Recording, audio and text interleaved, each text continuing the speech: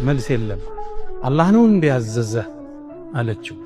በአንድ ዘገባ ራሱን ብቻ አንቀሳቀሰ ይላል ነብዩላህ ኢብራሂም።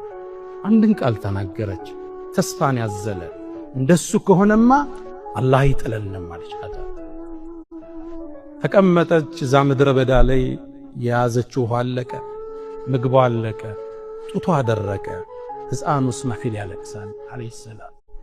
ያኔ ምን ታድርግ? ልጇን ጠቅልላ አስቀምጣ ሰው ባገኝ ረጅ ባገኝ ብላ ሶፋና መርዋ ተራራ ተመላለሰች።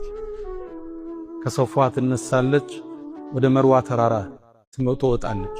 መሃል ላይም ሶምሶማው አለ መሮጡ።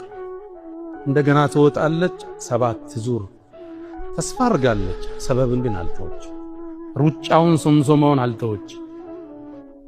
መጨረሻ ላይ መርዋ ተራራ ስትመለስ ልጇ ጥግ አንድ ፍጡር ቆሟል። ለካ አላህ